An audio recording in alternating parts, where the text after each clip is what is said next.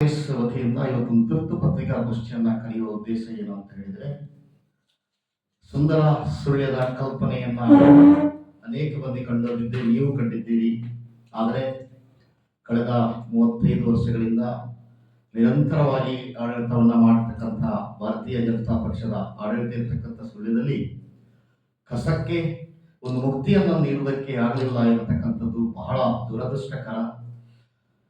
ಅದು ಯಾಕೆ ಹೀಗೆ ಆಗಿದೆ ಎನ್ನುವುದಕ್ಕೆ ಇವರ ಆಡಳಿತ ವೈಫಲ್ಯವ ಕಾರಣವೋ ಇಚ್ಛಾಶಕ್ತಿಯ ಕಾರಣವೋ ನನಗೆ ಗೊತ್ತಿಲ್ಲ.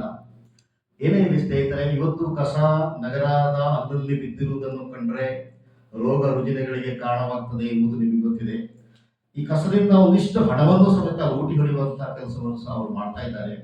ನಗರದ ಮುಂಭಾಗದಲ್ಲಿರ್ತಕ್ಕಂಥ ಸೆಟ್ಟಲ್ಲಿ ಕಸವನ್ನ ರಾಸಿ ಹಾಕುವುದು, ಮತ್ತೆ ಅದನ್ನ ವಿಲೇವಾರಿ ಮಾಡ್ತಕ್ಕಂಥದ್ದು ಕಂಪನಿಗಳಿಗೆ, ಅದು ನೀವು ದಿನನಿತ್ಯ ನೋಡ್ತಕ್ಕಂಥ ವಿಚಾರ. ಆದರೆ ನಿನ್ನೆ ಮೊನ್ನೆಯಿಂದ ನಾವು ಗಮನಿಸಿದ ಹಾಗೆ ಕಳೆದ 1 ವಾರಗಳಿಂದ ಅತ್ಯಂತ ದುರದೃಷ್ಟ ಸಂಗತಿ ಏನಂದ್ರೆ ಪೂಜ್ಯ KVಜಿಯವರು, ಗುಂಜಿಯವರು ಅತ್ಯಂತ ಬಡತನ ರೇಖೆಗಿಂತ ಕೆಳಗಿರ್ತಕ್ಕಂಥ ಬಡವರೆಲ್ಲ ಒಂದು ಒಳ್ಳೆಯ ಕಾರ್ಯಕ್ರಮವನ್ನ ಮಾಡಿ ಸಂಘಟಿತರಾಗಿ ಅವರಿಗೆ ತನ್ನದೇ ಆದಂತಹ ಸಾಂಸ್ಕೃತಿಕ ಇತ್ಯಾದಿ ಮದುವೆ ಇತ್ಯಾದಿ ಕಾರ್ಯಕ್ರಮ ನಡೆಸಲಿ ಅಂತೇಳಿ ಒಂದು ಸುಂದರವಾದಂತಹ ಪುರಭವನವನ್ನ ನಗರ ಪಂಚಾಯತ್ನವರ ಒಟ್ಟಿಗೆ ಸೇರಿ ಮಾಡಿ, ಅದು ಇವತ್ತು ಯಾವ ಸ್ಥಿತಿಯಲ್ಲಿ ಇದೆ ಅಂತ ಹೇಳೋದು ನಿಮಗೆ ಗೊತ್ತಿದೆ. ಆದರೆ ಕಸದ ರಾಶಿ ಅಲ್ಲಿ ಬಂದು ಬೀಳುವುದನ್ನು ಕಂಡಾಗ ನಮಗೆ ಅತ್ಯಂತ ದಿಗ್ಭ್ರಮೆ ಆಯಿತು.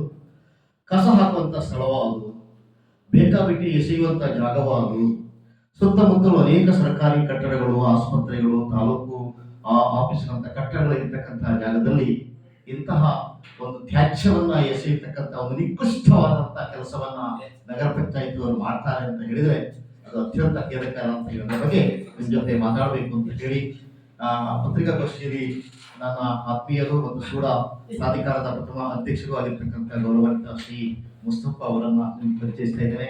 ಹಾಗೆ ನಗರ ಪಂಚಾಯತ್ನಲ್ಲಿ ಬಹಳಷ್ಟು ವರ್ಷಗಳ ಕಾಲ ಕೆಲಸವನ್ನ ಮಾಡಿ ಈಗ ಧಾರ್ಮಿಕ ಕ್ಷೇತ್ರಗಳಲ್ಲಿಯೂ ರಾಜಕೀಯ ಹಾಗೂ ಸಾಮಾಜಿಕ ಕ್ಷೇತ್ರದಲ್ಲಿ ಇರ್ತಕ್ಕಂಥ ಗೋಕುಲ್ದಾಸ್ ಅವರು ನಮ್ಮ ಜೊತೆ ಇದ್ದಾರೆ, ಅವರನ್ನು ನಿಮಗೆ ಪರಿಚಯಿಸ್ತಾ ಇದ್ದೇನೆ. ಹಾಗೆ ಶರೀಫ್ ಕಂಡಿ ಒಬ್ಬ ಯುವ ನಾಯಕನಾಗಿ ಅತ್ಯುತ್ತಮ ಕೆಲಸವನ್ನ ಮಾಡಿರ್ತಕ್ಕಂಥ ನಾವು ಕ್ಷೇತ್ರದಲ್ಲಿ ಮತ್ತು ಇಂತಹ ವಿಚಾರಗಳು ಬಂದಾಗ ತಕ್ಷಣ ಸಿಡಿದಿರತಕ್ಕಂಥ ಸ್ವಭಾವ ಇರ್ತಕ್ಕಂಥ ಶರೀಫ್ ಕಂಠಿ ಅವರು ಮಾಜಿ ಸದಸ್ಯರು ನಮ್ಮ ಜೊತೆ ಇದ್ದಾರೆ. ಹಾಗೆ ವೀರಮಂಗಲ ಕ್ಷೇತ್ರದ ಗೌರವಾನ್ವಿತ ಶ್ರೀ ಜೀರಕ್ರಾಸ್ ಅವರು ನಮ್ಮ ಜೊತೆ ಇದ್ದಾರೆ. ಹಾಗೂ ನಾಮನಿರ್ದೇಶಿತ ಸದಸ್ಯರಾಗಿರ್ತಕ್ಕಂಥ ಭಾಸ್ಕರ ಪೂಜಾರಿ ಅವರಿದ್ದಾರೆ. ಇವರೆಲ್ಲರನ್ನ ಅತ್ಯಂತ ಪ್ರೀತಿಯಿಂದ ಸ್ವಾಗತಿಸುತ್ತಾ ಈ ಗೋಷ್ಠಿಯನ್ನ ಉದ್ದೇಶಿಸಿ ಪತ್ರಿಕಾ ಮಾಧ್ಯಮದವರಿಗೆ ಮೊದಲನೇದಾಗಿ ಸ್ವಾಗತವನ್ನು ಬಯಸ್ತಾ, ಈ ಪತ್ರಿಕಾಗೋಷ್ಠಿಯ ಮಹತ್ವ ಅಂತ ಹೇಳಿದ್ರೆ, ಸುಳ್ಯ ನಗರ ಪಂಚಾಯತ್ನಲ್ಲಿ ಇತ್ತೀಚಿನ ದಿನಗಳಲ್ಲಿ ತಾವೆಲ್ಲ ಕಾಣ್ತಾ ಇರ್ಬೋದು, ಬೆಳೆಸಿರತಕ್ಕಂಥ ಸುಳ್ಯ ಪಟ್ಟಣದಲ್ಲಿ ಘನತ್ಯಾಜ್ಯ ವಸ್ತುಗಳು ಸಂಗ್ರಹ ಜಾಸ್ತಿ ಆಗ್ತಾ ಇದೆ. ಅದಕ್ಕೆ ಬೇಕಾದಂತಹ ಒಂದು ವ್ಯವಸ್ಥೆ ಕಳೆದ 30 ವರ್ಷಗಳಿಂದ ಸುಳ್ಯ ನಗರ ಪಂಚಾಯತಿನ ಆಡಳಿತ ಚುಕ್ಕಾಣಿಯನ್ನು ಹಿಡಿದಂತಹ ಭಾರತೀಯ ಜನತಾ ಪಾರ್ಟಿಯವರು ಯಾವುದೇ ಒಂದು ಕ್ರಮ ಕೈಗೊಳ್ಳದೆ, ಕ್ಷೇತ್ರದ ಶಾಸಕರು ಇರಲಿ, ಲೋಕಸಭಾ ಸದಸ್ಯರ ಮಾರ್ಗದರ್ಶನವನ್ನು ಪಡೆಯದೆ ಚುನಾವಣೆಯಲ್ಲಿ ಗೆದ್ದು ಅಧಿಕಾರವನ್ನು ಮಾಡ್ತಾರೆ ವಿನ ಜನಸಾಮಾನ್ಯರ ಕಷ್ಟ ಸುಖಗಳಿಗೆ ಭಾಗಿಯಾಗಂತೆ ವ್ಯವಸ್ಥಿಸಿದ ತನಕ ಆಗಲಿಲ್ಲ. ಕಳೆದ ಬಾರಿ ಘನತ್ಯಾಜ್ಯ ವಸ್ತುವನ್ನು ನಮ್ಮ ಸ್ಥಳೀಯವಾಗಿರತಕ್ಕಂಥ ರುಚರ್ಪೆ ಪರಿಸರದಲ್ಲಿ ಶೇಖರಣೆ ಮಾಡಿ ಕಾಕತಾಳಿ ಎಂಬಂತೆ ಆ ಇಡೀ ತ್ಯಾಜ್ಯ ಘಟಕಕ್ಕೆ ಬೆಂಕಿ ತಗಲಿದಾಗ ಲಕ್ಷಾಂತರ ರೂಪಾಯಿ ನಷ್ಟ ನಗರ ಪಂಚಾಯತಿಗೆ ಆಯಿತು.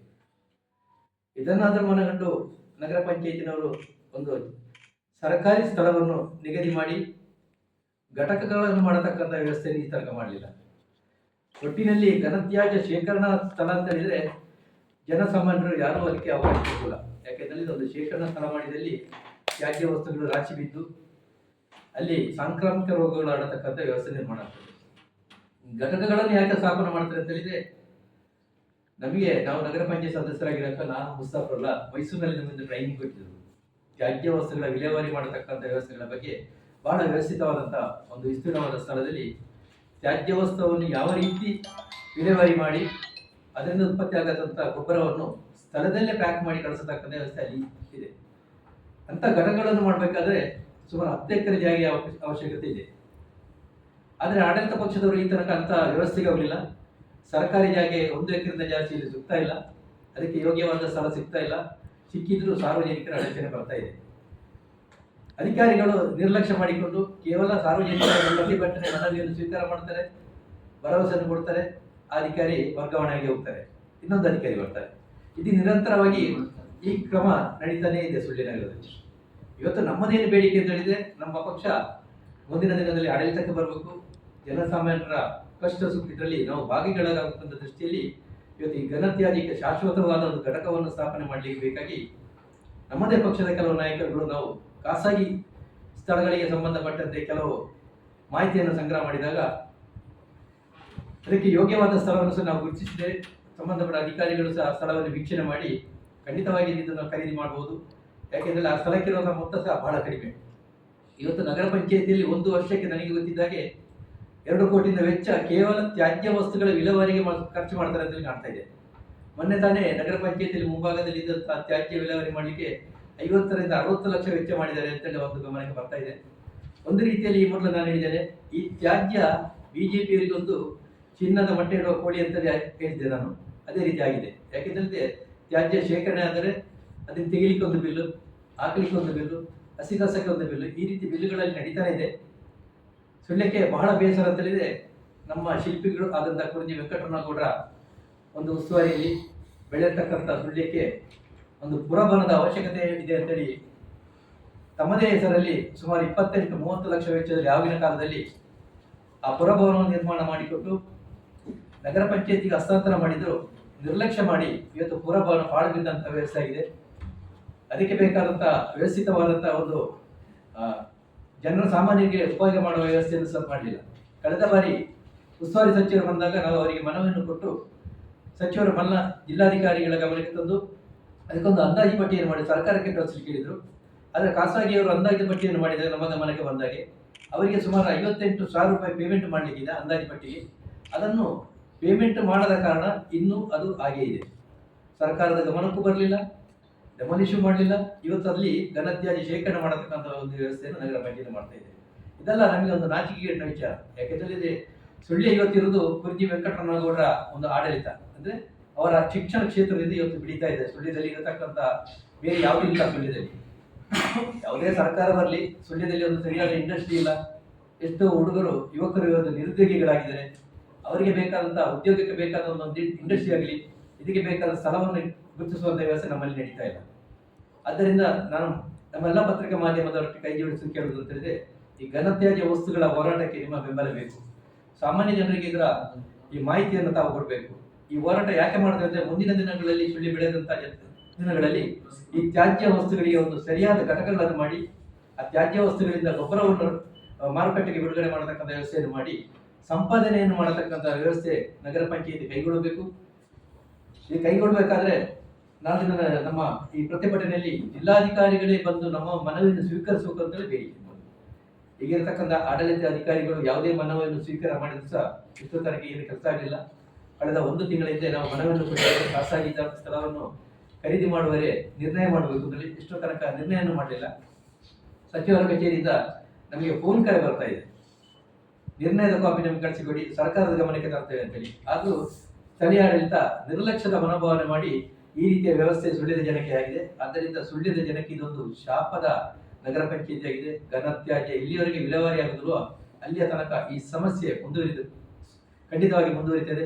ಆ ಸಮಸ್ಯೆಯನ್ನು ಮುಂದುವರಿದ ರೀತಿಯಲ್ಲಿ ನಮ್ಮ ಸರ್ಕಾರ ಇವತ್ತು ಆಡಳಿತದಲ್ಲಿದೆ. ಸಂಬಂಧಪಟ್ಟ ಎಲ್ಲ ಜನಪ್ರತಿನಿಧಿಗಳಿರ್ಬೋದು, ನಮ್ಮ ಪಕ್ಷದ ನಾಯಕರ ಒಂದು ಮುತುವರ್ಜಿಯಲ್ಲಿ ಒಂದು ತ್ಯಾಜ್ಯ ಘಟಕ್ಕೆ ಶಾಶ್ವತ ಸ್ಥಳವನ್ನು ಮಾಡಬೇಕು ಅಂತ ದೃಷ್ಟಿಯಲ್ಲಿ ನಮ್ಮ ಹೋರಾಟ ಮಾಡ್ತಾ ಇದೆ. ನಿಮ್ಮೆಲ್ಲರ ಸಹಕಾರವನ್ನು ಬಯಸ್ತಾ ಇದ್ದೇವೆ. ತಾರೀಕು ಬೆಳಿಗ್ಗೆ 10 ಗಂಟೆಗೆ ಗುರುವಾರ ಮಾಡುವಂತ ನಿರ್ಧರಿಸಿದ್ದೇವೆ ನಗರ ಪಂಚಾಯತಿನ ಮುಂಭಾಗದಲ್ಲಿ. ಈಗಾಗಲೇ ಅವರಿಗೆ ಮನವಿಯನ್ನು ಕೊಟ್ಟಿದ್ದೇವೆ, ನಾವು ಈ ತರ ಮಾಡ್ತಾ ಇದ್ದೇವೆ ಅಂತ ಹೇಳಿ. ಇನ್ನೊಂದು ಗಮನಿಸುವಂಥದ್ದು, ಬಹಳ ಹಣ ಖರ್ಚು ಮಾಡಿ ಕಲ್ಚರ್ಕೆಯಲ್ಲಿ 40 ಸೆನ್ಸ್ ಜಾಗ ಏನನ್ನು ಖರೀದಿ ಮಾಡಿ ಅಲ್ಲಿ ಕಸದ ರಾಶಿಯನ್ನು ಕಳೆದ ಕೆಲವು ವರ್ಷಗಳಿಂದ ಹಾಕ್ತಾ ಇದ್ದಾರೆ. ಅದನ್ನು ವಿಲೇವಾರಿ ಮಾಡಬೇಕು ಅಂತೇಳಿ ಬರ್ನಿಂಗ್ ಮಿಷನ್ ಅನ್ನು ಖರೀದಿ ಮಾಡಿದ್ರು. ನಿಮಗೆಲ್ಲ ಗೊತ್ತಿದೆ. ಅದು ಉದ್ಘಾಟನೆ ಆಯಿತು, ಈಗ ಅದುವೇ ಬರ್ನ್ ಆಗಿದೆ. ಇದರ ಅರ್ಥ ಏನು ಹೇಳಿ? ಕಸ ರಾಶಿ ಬೀಳ್ತಾ ಇದೆ, ಸ್ಥಳೀಯರು ಬದುಕಬೇಕು ಬೇಡಬೇಕು, ಅಷ್ಟು ಕಸವನ್ನ ರಾಶಿ ಹಾಕೊಂಡು ಆ ಮಿಷನ್ ಅನ್ನ ರಿಪೇರಿ ಮಾಡತಕ್ಕಂಥ ಕೆಲಸಕ್ಕೆ ಇವ್ರು ಹೋಗ್ತಾ ಇಲ್ಲ. ನಮಗೆ ಮೊದಲು ಅವರು ಏನು ಹೇಳಿದ್ರು ಅಂತ ಹೇಳಿದ್ರೆ, ನಾವು ಕಸವನ್ನ ಬರ್ನ್ ಮಾಡ್ತೇವೆ, ಅದು ಗ್ಯಾಸ್ ಮೂಲಕ ಆಗ್ತದೆ, ಅದರಿಂದ ಕರೆಂಟ್ ಉತ್ಪತ್ತಿ ಮಾಡ್ತೇವೆ, ಅದನ್ನು ನಾವು ಜನರಿಗೆ ಕೊಡ್ತೇವೆ ಎನ್ನುವಂಥ ಒಂದು ಭರವಸೆಯನ್ನ ಕೊಟ್ಟಿದೆ. ನಿಮಗೆಲ್ಲ ಗೊತ್ತಿರ್ಬೋದು. ಇದು ಕರೆಂಟೂ ಇಲ್ಲ, ಇದು ಬರ್ನೂ ಆಗ್ತಾ ಇಲ್ಲ, ಮಿಷನೂ ಸರಿ ಇಲ್ಲ, ಕಸ ಬೀಳ್ತಾ ಇದೆ. ಇದರ ಅರ್ಥ ಏನಂದ್ರೆ ಇದು ಒಂದು ರೀತಿಯಾದಂಥ ಏನಂದ್ರೆ ಭ್ರಷ್ಟಾಚಾರದ ಪರಮಾವಧಿ ಅಂತ ಹೇಳುವುದು. ಯಾಕಂದ್ರೆ ಇವರಿಗೆ ಅದು ಇದ್ರೆ ಮಾತ್ರ ಇವರಿಗೆ ಹಣ ಮಾಡ್ಲಿಕ್ಕೆ ಆಗ್ತದೆ ಎನ್ನುವುದು ಸ್ಪಷ್ಟ. ಅಂದ್ರೆ ಇದು ಜನರ ಹಣವನ್ನ ಇವರು ಈ ರೀತಿ ಕೊಳ್ಳೆ ಹೊಡೆಯುತ್ತಾ ಇದ್ದಾರೆ, ಇದಕ್ಕೆ ಶಾಶ್ವತವಾದಂಥ ಪರಿಹಾರ ಇವರು ಮಾಡ್ತಾ ಇಲ್ಲ ಅಂತ. ಇನ್ನೊಂದು ಬಹಳ ಮುಖ್ಯ, ಅಮೃತ 2 ಯೋಜನೆ ಒಂದು ಜಾರಿಗೆ ಬಂತು. ನಗರದ ಎಲ್ಲ ಭಾಗಗಳನ್ನ ಅಗೆದು ಹಾಕಿದ್ರು. ಅವರಿಗೆ ಸ್ಪಷ್ಟವಾದಂತಹ ಒಂದು ನಿರ್ದೇಶನ ಇದೆ. ಏನಂದ್ರೆ ಪೈಪ್ ಹಾಕಿದ ನಂತರ ಮತ್ತೆ ಹೊಸದಾಗಿ ಅವರು ಇಂಟರ್ಲಾಕ್ ಹಾಕಿ ಸಿಮೆಂಟ್ ಹಾಕಿ ಅದನ್ನು ಸೆಟ್ ಮಾಡಿ ಕೊಡಬೇಕು ಅಂತ ಹೇಳುವಂಥದ್ದು ಅದರ ಒಪ್ಪಂದ ಆಗಿದೆ. ನಗರ ಪಂಚಾಯತಿಗೂ ಮತ್ತು ಏನು ಈ ಅಮೃತ 2 ಯೋಜನೆಯವರಿಗೆ ಒಪ್ಪಂದ ಇದೆ. ಎಂತ ದುರದೃಷ್ಟ ನೋಡಿ, ಯಾರೂ ಮಾತಾಡೋದಿಲ್ಲ. ಮೊನ್ನೆ ಜಾತ್ರೆ ಕಳೆಯಿತ್ತು, ಹೊಂಡ ಗುಂಡಿ ಬಿದ್ದಿದೆ, ಅದನ್ನು ರಿಪೇರಿ ಮಾಡೋದು ಹೇಗೆ ಅಂತಂದ್ರೆ ಯಾರೋ 4 ಜನ ಕೂಲಿ ಜನ ಇಟ್ಕೊಂಡು ಅದನ್ನು ಮಣ್ಣು ಹಾಕಿ ಅದನ್ನು ಕುಟ್ಟುತ್ತಾ ಇದ್ದಾರೆ, ಧೂಳು ಬಿಸಿ ಅದನ್ನು ಸೆಟ್ ಮಾಡ್ತಾ ಇದ್ದಾರೆ.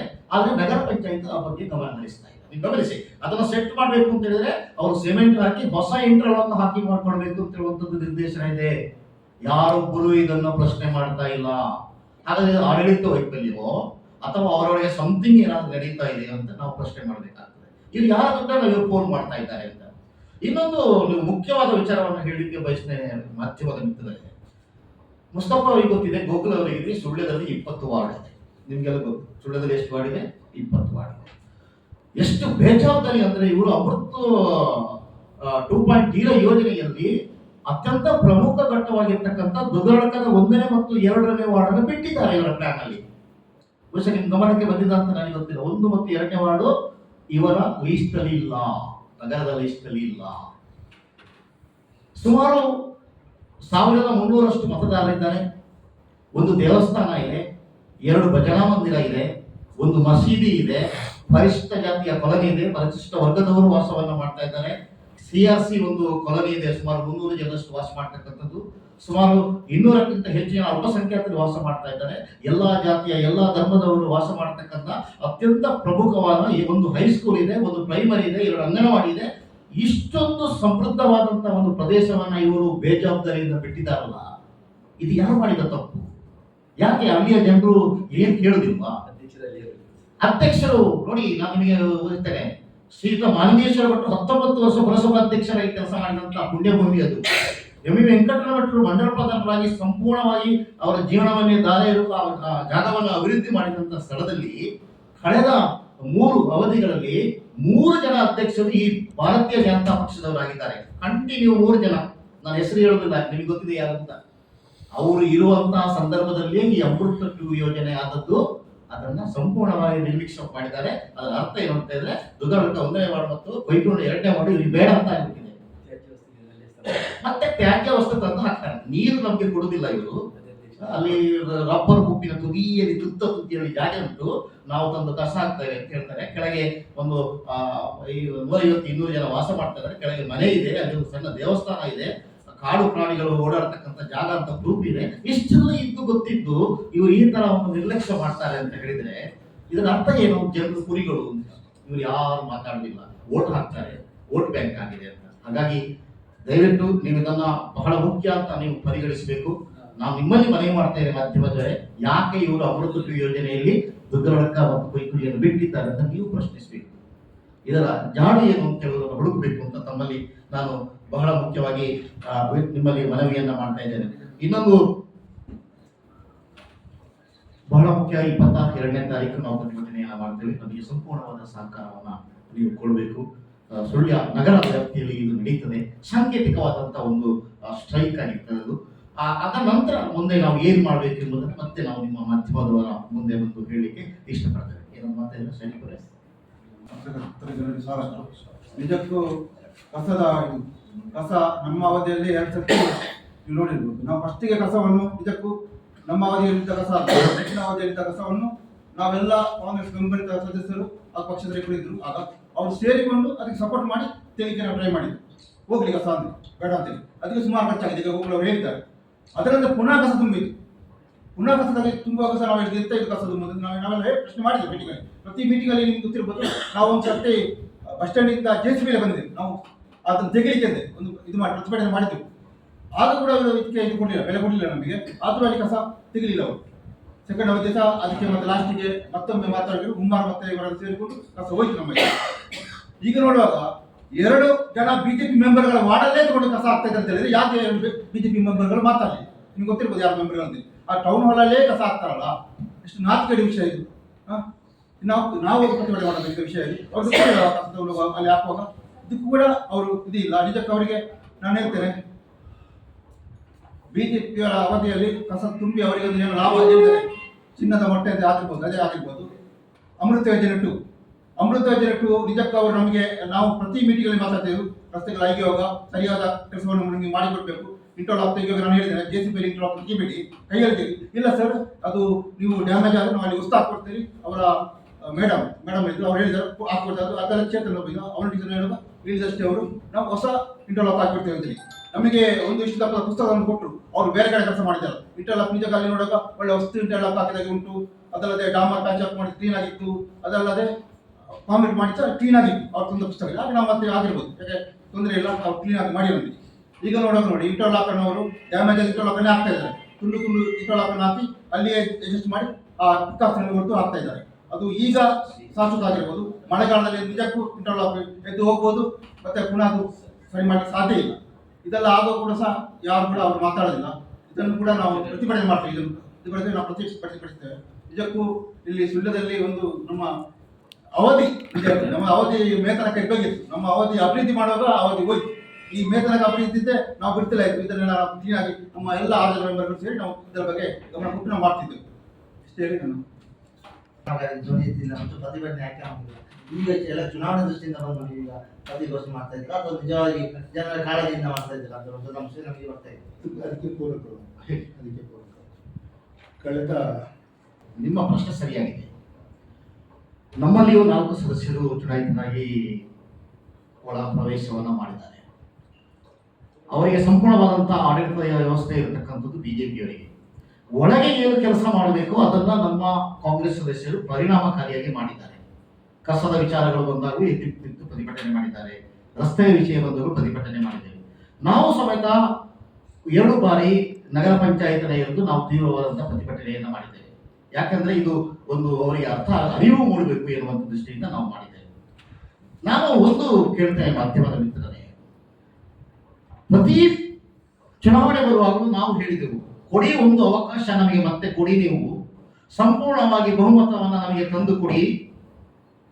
ಜನರಲ್ಲಿ ನಾವು ಮನವಿ ಮಾಡಿದೆವು, ಈ ನಗರ ಪಂಚಾಯತ್ ಹೇಗೆ ಇರಬೇಕು, ಹೇಗೆ ಮಾದರಿಯಾಗಿರ್ಬೇಕು ಅದನ್ನು ಮಾಡಿ ತೋರಿಸುತ್ತೇವೆ ಅನ್ನುವಂಥ ಭರವಸೆಯನ್ನ ಇದೇ ಸುಳ್ಯದ ಜನತೆಗೆ ನಾವು ಕೊಟ್ಟಿದ್ದೇವೆ.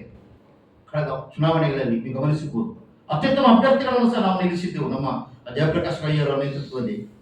ಆದರೆ ಜನರನ್ನ ಮೂರ್ಖರನ್ನಾಗಿ ಮಾಡಿಸಿಯೋ ಅಥವಾ ಜನರು ದಾರಿ ತಪ್ಪಿದ್ರೋ ಅವರನ್ನೇ ಆಯ್ಕೆ ಮಾಡಿದ್ರು. ನಾನು ಅದಕ್ಕೆ ಇವತ್ತು ಸಹ ಹೇಳೋದು ಅದನ್ನೇ, ನೀವು ಚುನಾವಣೆಯ ವಿಷಯ ತೆಗೆದು ಒಳ್ಳೆದಾಯ್ತು. ಚುನಾವಣೆ ಮುಂದಿನ ದಿನಗಳಲ್ಲಿ ಬರ್ತದೆ, ನಾವು ಅದಕ್ಕೆ ಸಿದ್ಧರಾಗಿದ್ದೇವೆ. ನಾವು ಈಗಲೂ ಅದೇ ಪಾತ್ರ ನಿಮಗೆ ಜನರ ಮುಂದೆ ಹೇಳಲಿಕ್ಕೆ ಬಯಸ್ತಾ ಇದ್ದೇವೆ. ಸಂಪೂರ್ಣವಾದ ಬಹುಮತದೊಂದಿಗೆ ಸುಳ್ಯವನ್ನ ಕಾಂಗ್ರೆಸ್ ತೆಕ್ಕೆಗೆ ಈ ಜನರು ಆಯ್ಕೆ ಮಾಡಿದರೆ 20 ಕ್ಷೇತ್ರಗಳಲ್ಲಿ ಮುಂದಿನ 5 ವರ್ಷಗಳಲ್ಲಿ ಈ ಸುಳ್ಯವನ್ನ ಹೇಗೆ ಮಾಡ್ತೇವೆ ಎಂಬುದನ್ನ ನಿಮಗೆ ಚಾಲೆಂಜ್ ಆಗಿ ಹೇಳಲಿಕ್ಕೆ ಬಯಸ್ತೇವೆ. ಒಂದು ಸಂಪೂರ್ಣವಾದ ಕಸಮುಕ್ತವಾದಂತಹ ಸ್ವಚ್ಛ ಸುಳ್ಯವನ್ನ ಇಲ್ಲಿ ಸೂಡದ ಅಧ್ಯಕ್ಷ ಪ್ರಥಮ ಬಾರಿಗೆ ಸೂಡ ನಮಗೆ ಬಂದಿದೆ. ಅದು ನಮಗೆ ಒಂದು ಪ್ಲಸ್ ಪಾಯಿಂಟ್. ನಾವು ಖಂಡಿತವಾಗಿ ಇದನ್ನು ನಾವು ಮಾಡಿ ತೋರಿಸ್ತೇವೆ. ಇಲ್ಲಿ ಯಾಕೆ ನಾವು ಇದನ್ನು ಹೇಳ್ತೇವೆ, ಜನರನ್ನ ನಾವು ಎಚ್ಚರಿಸ್ತಾ ಇದ್ದೇವೆ. ಜನರಿಗೆ ತೊಂದರೆ ಆಗ್ತಾ ಇದೆ, ಕುಡಿಯುವ ನೀರಿಗೆ ತೊಂದರೆ ಆಗ್ತಾ ಇದೆ, ಕಸ ರಾಶಿ ಬೀಳ್ತಾ ಇದೆ ಎನ್ನುವುದನ್ನು ಸಮೇತ ನಾವು ಮನವರಿಕೆ ಮಾಡುವುದಕ್ಕಾಗಿ ಈಗ ನಾಡೊಂದು ಪ್ರತಿಭಟನೆಯನ್ನು ನಾವು ಮಾಡ್ತೇವೆ. DC ಸಮೇತ ಕರೆಸ್ತೇವೆ. ಸರ್ಕಾರ ನಮ್ದಿದೆ. ಮೊದಲು ಇಲ್ಲಿ ಆಡಳಿತ ಇರುವಾಗ ನಮ್ಮ ಸರ್ಕಾರದವರು ಹೋಗಿ ಅಲ್ಲಿ ಮಾಡಿದ್ರೆ ಅದು ಅಷ್ಟು ಕೆಲಸಗಳು ಸಾಗ್ತಾ ಇರಲಿಲ್ಲ. ಈಗಾಗಲೇ ನಮಗೆ ಬೇಕಾದಂತಹ ವ್ಯವಸ್ಥೆಗಳಿದೆ. ಮುಂದಿನ ದಿನಗಳಲ್ಲಿ ಇದನ್ನು ಅತ್ಯಂತ ಪರಿಣಾಮಕಾರಿಯಾಗಿ ಮಾಡಲಿಕ್ಕೆ ನಾವು ಬಯಸ್ತೇವೆ ಅಂತಕ್ಕಂಥ ವಿರೋಧ ಪಕ್ಷವಾಗಿ ಅದನ್ನು ಪರಿಣಾಮಕಾರಿ ಇದನ್ನು ಜನ ತರಲಿಲ್ಲ ಇದುವರೆಗೆ, ಮತ್ತೆ ಪ್ರತಿಭಟನೆ ಮಾಡಲಿಲ್ಲ ಅಂತ ನಿಮಗೆ ಗೊತ್ತಿದೆ, ಜನರಿಗೆ ಗೊತ್ತಿದೆ. ನಂಬಬೇಕು ಅಂತಾದ್ರೆ ನಮಗೆ ಆಡಳಿತ ಕೊಡಿ ಸ್ವಾಮಿ. ನಾವು ಸುಮ್ಮನೆ ಕೇಳಿದ ತಕ್ಷಣ ನಮಗೆ ಯಾರು ಹೇಳಲಿಕ್ಕೆ ಆಗೋದಿಲ್ಲ. ನಮಗೆ ಒಂದು ಒಳ್ಳೆ ಆಡಳಿತ ಕೊಡ್ತದೆ. ಅವಕಾಶ ಕೊಡಿ ಸ್ವಾಮಿ. ಇವಾಗ ಜನರೇಷನ್ ಬಂದಿದೆ, ಯುವಕರು ಬಂದಿದ್ದಾರೆ, ಅವ್ರಿಗೆ ಅವಕಾಶ ಕೊಟ್ಟರೆ ತಾನೇ ಗೊತ್ತಾಗೋದು. ಸಮಾಜ ಬೆಳಿಬೇಕಲ್ಲ. ಇಷ್ಟು ನೀವು ಹೇಳಿದಾಗ ಇಷ್ಟು ಅಲ್ಲಿ ಅವ್ಯವಹಾರ ಆಗಿದೆ, ಅಲ್ಲಿ ಕಸ ಆಗ್ತಾ ಇಲ್ಲ, ಅಲ್ಲಿ ಬನ್ನಿಂಗ್ ಮಿಷಿನ್, ಆಗ ನಿಮ್ಮ ಸದಸ್ಯರು ಏನ್ ಮಾಡ್ತಾ ಇದ್ವು ಅಂತ ಕಳೆದ 5 ವರ್ಷದಲ್ಲಿ ಅದ್ರ ಬಗ್ಗೆ ಪರಿಣಾಮಕಾರಿ ನೀವು ಅದನ್ನು ಮಾತಾಡಲಿಲ್ವಾ, ಉತ್ತರ ಕೊಡ್ಲಿಲ್ವಾ, ಹೇಳಿದ್ರೆ ಅರ್ಥ ಇದೆಯಾ ಅಂತ ಕೇಳುದು ಜನಗಳಿಗೆ ಬೇಕಾದ್ರು. ಸರ್, ನೀವು ಹೇಳಿದಾಗೆ ಕಾಂಗ್ರೆಸ್ ಮೆಂಬರ್ ನಾವು 4 ಜನ ಇದ್ವಿ, 2 ಪಕ್ಷದ ಬೆಂಬಲಿತ ಅಭ್ಯರ್ಥಿ 6 ಜನ ನಾವು ಇದ್ವಿ ಇಲ್ಲಿ ನಗರ ಪಂಚಾಯತ್ ಸದಸ್ಯರಾಗಿ. ನಮ್ಮ ಅವಧಿಯಲ್ಲಿ ನಿರಂತರವಾಗಿ ನಾವು ಕಸದ ಬಗ್ಗೆ ಆಗಲಿ, ನೀವು ಹೇಳಿದಾಗೆ ಕಸ ಯಾಕೆ ಅಂತ ಹೇಳಿದ್ರೆ ಅವತ್ತು ಎಲ್ಲ ಪೇಮೆಂಟ್ ಆಗಿದೆ. DC ಅವರು ಹೇಳಿದ್ರು ಇದೆಲ್ಲ ಆಲ್ರೆಡಿ ಲೀಗಲ್ ಆಗಿ ಕ್ಲೀನ್ ಆಗಿದೆ, ಇಲ್ಲಿ ಕಸ ಇರ್ಲಿಕ್ಕಿಲ್ಲ. ಇನ್ಲೀಗಲ್ ಆಗಿ ಶೇಖರಣಾದ ಕಸವನ್ನು 60 ಲಕ್ಷ ರೂಪಾಯಿ ಅವ್ರು ಮಾಡುವಾಗ ಅವತ್ತು ಫುಲ್ ಹೋರಾಟ ಮಾಡಿ ಅಷ್ಟೊಂದು ಮುಕ್ತ ಸಿಗ್ಲಿ ಅಂತ ಹೇಳಿ ನಾವು ಬೆಂಬಲ ಕೊಟ್ಟಿವಿ ಅವರಿಗೆ. ಕಸ ತುಂಬಿಸುವ ಸಮಯದಲ್ಲಿ ಯಾಕೆ ಕಸ ತುಂಬಿಸುವ ಸಮಯದಲ್ಲಿ ವಿಪಕ್ಷ ನಾಯಕ ಸದಸ್ಯರಿಗೆ ಅವರಿಗೆ ನಾವು ಜನ ಕೇಳ್ತೇವೆ, ನಮ್ಮ ಅವಧಿಗಿಂತ ಮುಂಚೆ ಕಸ ಅಲ್ಲಿ ಶೇಖರಣೆ ಆಗಿತ್ತು. ಈ ಅವಧಿಗಿಂತ ಮುಂಚೆ ಕಸ ಶೇಖರಣೆ ಆಗಿತ್ತು. ಅವರಿಗೊಂದು ಇಚ್ಛಾಶಕ್ತಿ ಇದ್ರೆ ಎಲ್ಲದಕ್ಕೆ ಪ್ರಯತ್ನ. 14 ಸದಸ್ಯರಿದ್ದಾರೆ ಅವರು, ನಾವು ಇರುವುದು 4, 2 ಬೆಂಬಲಿತ 6 ಸದಸ್ಯರು ಇರುವುದು. ನಮ್ಮಿಂದ ಒಂದು ಮ್ಯಾಕ್ಸಿಮಮ್ ಹೋರಾಟ ಮಾಡಿದೆ. 30 ವರ್ಷಗಳಿಂದ ಯಾವುದೇ ಒಂದು ಅಧಿಕಾರ ನಮಗೆ ಸುಳ್ಯದ ಜನತೆ ಕೊಡ್ಲಿಲ್ಲ.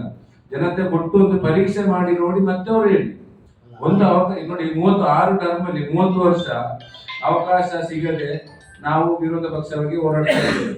ಯಾಕಂತ ಹೇಳಿದ್ರೆ ನಮಗೆ ಜನಸಂಖ್ಯೆ ಕಮ್ಮಿ, 4 ಜನ 6 ಜನ ಇರುವುದರಿಂದ ಹೋರಾಟಕ್ಕೂ ಅಲ್ಲಿ ತೀವ್ರತೆಗೂ ನಮ್ಮಿಂದ ಒಂದು ಮ್ಯಾಕ್ಸಿಮಮ್ ಪಕ್ಷದ ಒಂದು ಸ್ಟ್ಯಾಂಡ್ ಅಲ್ಲಿ ನಾವು ಮ್ಯಾಕ್ಸಿಮಮ್ ಹೋರಾಟ ಮಾಡಿದ್ದೇವೆ. ನೀರಿನ ವಿಷಯದಲ್ಲಾಗ್ಲಿ, ಅಭಿವೃದ್ಧಿ ಯೋಜನೆಯಲ್ಲಾಗ್ಲಿ, ಕಸದ ವಿಷಯದಲ್ಲಿ ನಾವು ಹೋರಾಟ ಮಾಡಿದ್ದೇವೆ.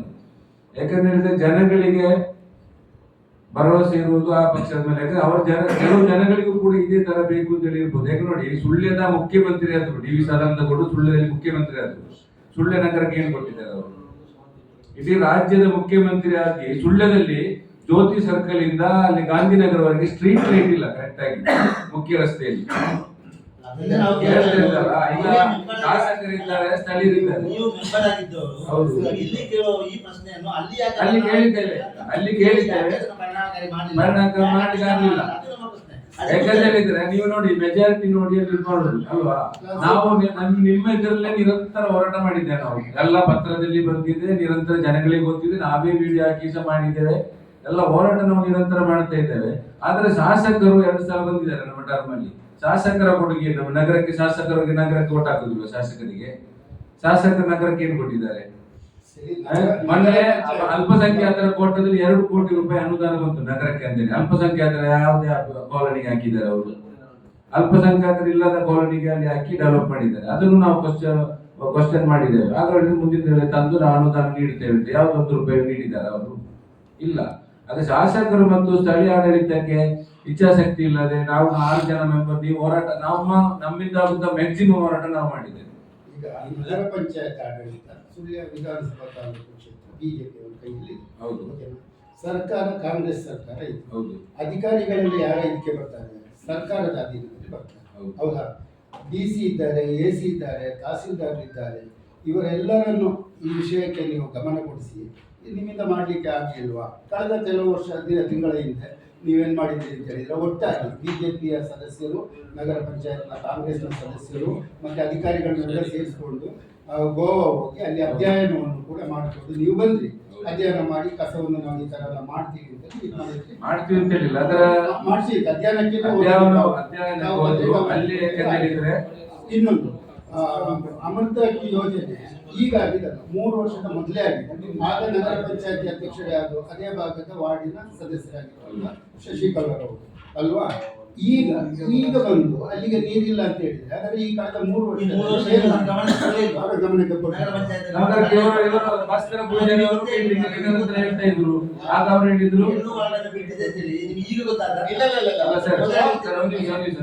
ಯಾಕೆಂತ ಹೇಳಿದ್ರೆ, ಭಾಸ್ಕರ ಪೂಜಾರಿ ನಾಮನಿರ್ದೇಶಕ ಸದಸ್ಯ ನಮ್ಮ ಪಕ್ಷದಿಂದ ನಗರ ಪಂಚಾಯತ್ ಅವರು 2-3 ಮೀಟಿಂಗ್ ಎಲ್ಲ ಹೇಳ್ತಾರೆ.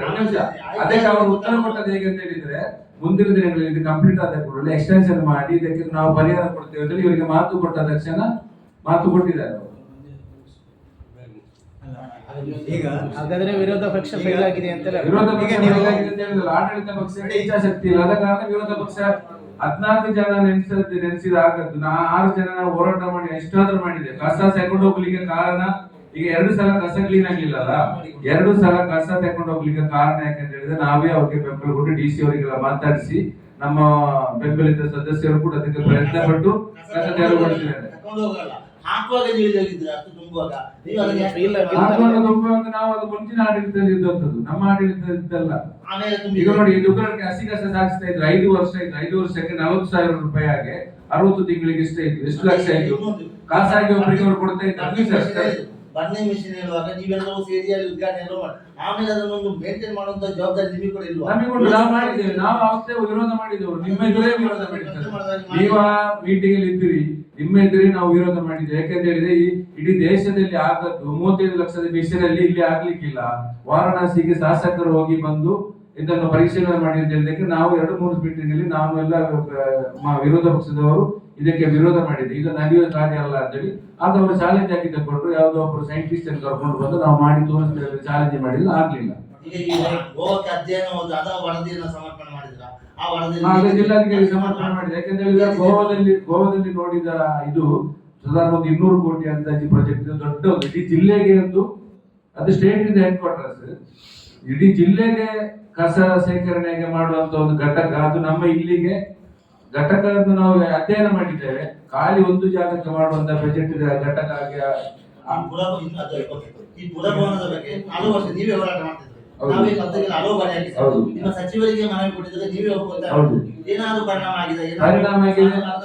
ನಮ್ಮ ಸೂಡಾಧ್ಯಕ್ಷರು ಸಚಿವರಿಗೆ ಮಾತಾಡಿ ಅದಕ್ಕೆ 4 ಕೋಟಿ ಅನುದಾನದಲ್ಲಿ ಹೊಸ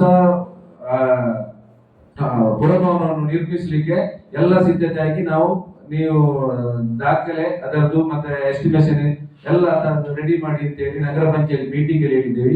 ಇಷ್ಟುವರೆಗೆ ದಾಖಲೆ ಸಿಕ್ಲಿಲ್ಲ.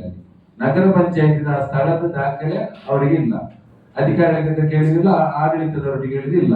ಇಲ್ಲದ್ರೆ ಯಾವತ್ತೇ ನಾವು ತಂದು ಇದರ ಪ್ರೊಸೆಸಿಂಗ್ ಮಾಡ್ತೇವೆ. ಯಾಕಂದ್ರೆ ಸೂಡಾಧ್ಯಕ್ಷರಿಗೆ ಒಂದು ಇಚ್ಛಾಶಕ್ತಿ ಉಂಟು, ಹೊಸ ಟೌನ್ ನಿರ್ಮಾಣ ಮಾಡಬೇಕು, ನಮ್ಮ ಹೋರಾಟಕ್ಕೆ ನಿಮ್ಮ ಸರ್ಕಾರದ ಪ್ರತ್ಯೇಕ ವ್ಯವಸ್ಥೆ ಅವರದ್ದು ಯಾಕೆ ನಿಮ್ಮ ಮೇಲಧಿಕಾರಿಗಳ ಗಮನಕ್ಕೆ ತಂದ? ಇನ್ನು ನಾವು ಮಾಡ್ತೇವೆ. ಇನ್ನು ನಮಗೆ ಅಧಿಕಾರ ಬಂತು ನಾವು ಮಾಡ್ತೇವೆ. ಯಾಕಂದ್ರೆ ಸರ್ಕಾರದಲ್ಲಿ ಇಷ್ಟು ದಿವಸ ಒಂದು ಆಡಳಿತ ಪಕ್ಷ ಅಂತ ಇರ್ತದೆ. ಇಷ್ಟು ದಿವಸ ಬಿಜೆಪಿ ಆಡಳಿತ ಇರುವಾಗ ನಾವು ಆಡಳಿತ ರಾಜ್ಯ ಸರ್ಕಾರ ಯಾರಿಗೂ ಹೋಗಿ ಅಲ್ಲಿ ಹಾಗೆ ಮಾತಾಡ್ಲಿಕ್ಕೆ ಅದು ಆಗುದಿಲ್ಲ. ಇನ್ನು ಈಗ ಸರ್ಕಾರದಲ್ಲಿ ಇನ್ನು ನಾವು ಪಂಚಾಯತ್ 4 ತಿಂಗಳು ಚುನಾವಣೆಯಲ್ಲಿ ನಾವು ಸರಿ ಮಾಡ್ತೇವೆ. ಸರ್ಕಾರದಿಂದ ಮೇಲಧಿಕಾರಿಗಳಿಗೆ ನೀವು ಗಮನಕ್ಕೆ ತಂದಿದ್ರೆ ಅವರಿಗೆ ದಾಖಲೆ ಕೇಳಬಹುದು. ಏನಿದೆ ಮತ್ತೆ ಹೇಗೆ ತಂದಿದ್ದೆ ನಾವು ಜಿಲ್ಲಾಧಿಕಾರಿ ತಿಳಿಸಿದ್ದೇವೆ, ಇಲ್ಲಿ ತಿಳಿಸಿದ್ರೆ ಅವರು ಅದನ್ನು ಇದು ಮಾಡ್ತಾ ಇದ್ದಾರೆ.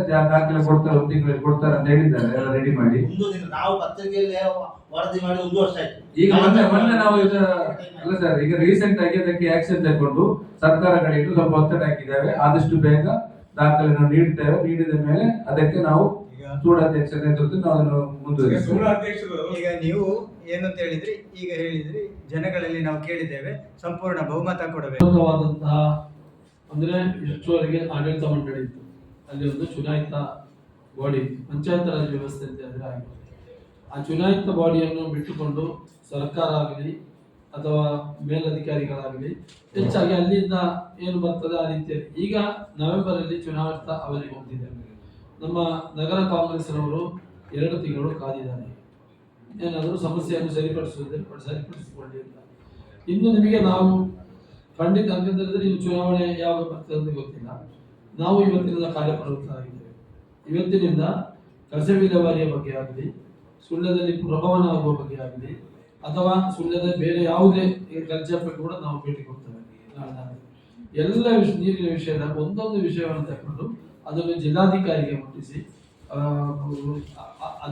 ಮಿನಿಸ್ಟ್ರಿಗೆ ಮುಟ್ಟಿಸಿ, ಬೇಕಿದ್ರೆ ಎಲ್ಲಿವರೆಗೆ ಅದನ್ನು ತಗೊಂಡು ಹೋಗ್ಬೇಕು ಅಲ್ಲಿವರೆಗೆ ನಾವು ಅದನ್ನು ತಗೊಂಡು ಹೋಗಿ. ಈಗ ರಾಜಕೀಯವಾದಂತಹ ಕೆಲವು ಶಕ್ತಿಗಳು ನಮ್ಮ ಶಕ್ತಿ ಇಲ್ಲಿಗೆ ಬಂದಿದೆ. ಯಾಕಂದ್ರೆ ನಮಗೆ TM ಶಹೀದರ್ ಅವರಿಗೆ ಸಚಿವ ಸ್ಥಾನಮಾನದ ನಿಗಮ ಅಧ್ಯಕ್ಷರು ಕೊಟ್ಟಿದ್ದಾರೆ. ನಾನು ಸೂಡಾಧ್ಯಕ್ಷನಾಗಿದ್ದೇನೆ. ಭರತ್ ಕುಂಡೋಳಿ ಗ್ಯಾರಂಟಿ ಅಧ್ಯಕ್ಷ. ಅವರನ್ನೆಲ್ಲ ಒಟ್ಟುಗೂಡಿಸಿಕೊಂಡು ನಾವು ಒಂದೊಂದಾಗಿ ಪಟ್ಟಿ ಮಾಡಿ ಖಂಡಿತ ಅದನ್ನು, ಯಾಕೆಂತ ಹೇಳಿದ್ರೆ ನೀವು ಹೇಳಿದ್ದು ಸರಿ, ಅಲ್ಲಿ ಅದು ಆಡೋದು ವಿರೋಧ ಪಕ್ಷ ಅಂದ್ರೆ ವಿರೋಧ ಪಕ್ಷ ಎಷ್ಟು ಮಾಡಬಹುದು ಅಷ್ಟೇ ಮಾಡಬಹುದು. ಅವರು ಆ ಟೈಮಲ್ಲಿ ಕೆಲವು ವಿಷಯ ಗಮನ ಸೆಳೆದಿದ್ದಾರೆ, ಅದು ಆಗಲಿಲ್ಲ. ಯಾಕೆಂದ್ರೆ ಅವರ ಆ ಸದಸ್ಯರ ಒಂದು ಇಚ್ಛಾಶಕ್ತಿ ಅಷ್ಟಿರ್ಬೋದು, ಅಥವಾ ಸದಸ್ಯರ ಒಂದು ರೀತಿಯ ಇದು ಸ್ಕಿಲ್ಸ್ ಅಷ್ಟಿರ್ಬೋದು, ಆದರೆ ಅದು ಆಗಲಿಲ್ಲ.